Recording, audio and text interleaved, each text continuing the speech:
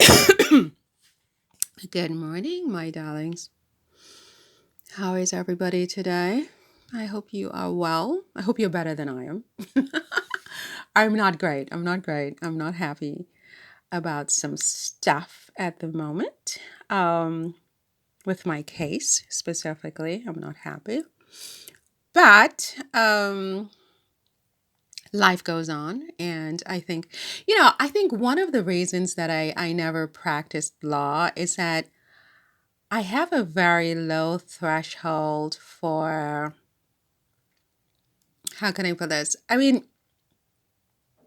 well, maybe I shouldn't say that, but I really just feel like, you know, what you learn in books or what you think you learn in books and what actually happens in life is very, very different. I mean, it's almost like, how they say words are cheap. I think it's very, very true in life. And I think it's very naive to believe that, there's such a thing as justice, for example. There's no such thing as justice. And I don't know whether um, Harry knows that or not. I mean, Harry's in a different situation than I'm in, obviously. He is a privileged man from the highest echelon of privilege in society. He's very, very rich, very, very gorgeous, young. I mean, it's just not the same. It's like I'm not speaking of Harry in the same breath as I speak of myself or others, frankly. Um, but I admire him for trying to undo what he thinks is injustice. And what did he say here? I read something about, he says, I'm bringing this claim because I love my country and I remain deeply concerned by the unchecked power, influence, and criminality of Associated. The evidence I've seen shows that Associated's journalists are criminals with journalistic powers, which should concern every single one of us. The British public deserve to know the full extent of this cover up, and I feel it is my duty to expose it. I mean, this is like very, very powerful stuff, very powerful. And I fully 100% understand what he's coming from because, that's sort of how I feel also with my own lawsuit against the British state.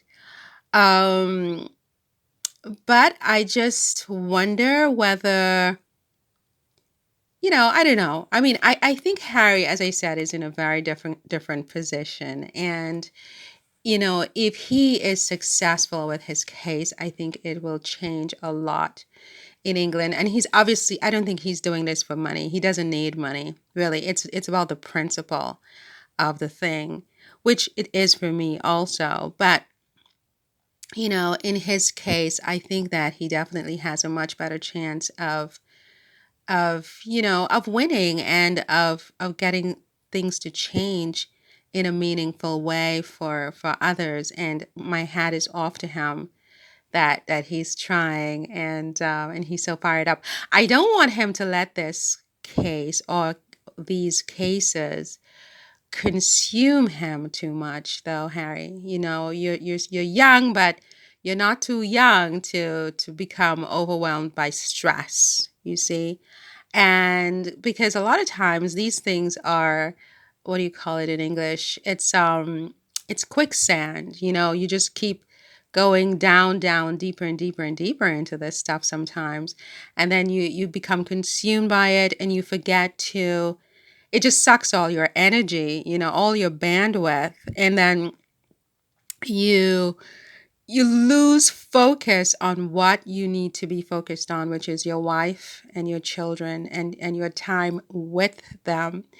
And you also, you as a human being, you as an individual, having your mind clear of all of this BS and being at peace, being happy, enjoying the fruits of your labor, etc., etc. Because I think I think what I'm realizing is that none of us can ever rid the world of, of evil.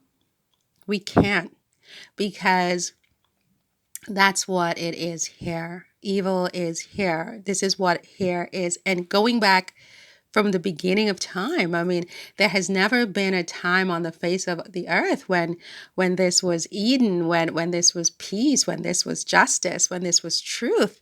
There has always been conflict, always fighting, always people hurting each other, killing each other, lying, exploiting each other, hating each other, etc., etc., etc. And long after we are gone, everybody, every single person on the face of this earth will be gone in 200 years. Not one of the several billion people on the face of the earth now will be here in 200 years. Think about that. Not even one person, the billions of people in India, billions of people in China, every one of us will be gone in 200 years. And new people will be here, and there still will be evil, right? So I just say that to Harry to say, just keep your perspective, do the best you can. And I speak for myself also, because God, I need to take my own advice. Do I need to take my own advice? But do the best you can, but don't let it consume you, my darling.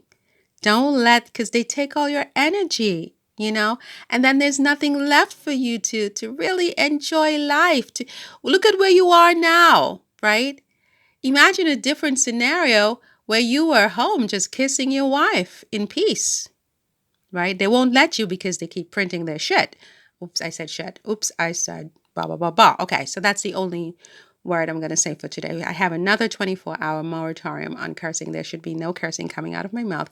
I don't give myself permission. Okay, now, you could be home with your wife and the sweet smell of your children, but here you are in England in this situation because, okay, duty calls, and I understand that, my darling, but I just want you to keep perspective at all times and know that this is quicksand and none of us can really change it, my darling. So you do what you can. Keep it in perspective, right? Keep it in perspective, because the judge may not agree with you in the end, and then you're devastated, right? So you keep it in perspective. You do what you think is right, and then you prioritize your wife and your children and your health, okay? Physical, mental, spiritual, all of that good stuff. Okay, my darling. Okay, so I have to go to work now. I have to work. Oh my God, I have to work. Oh my God, do I have to work? Okay, bye. Talk soon. Have a nice day, everybody. Thanks for listening. And subscribe if you're not subscribed yet, okay? Okay, bye.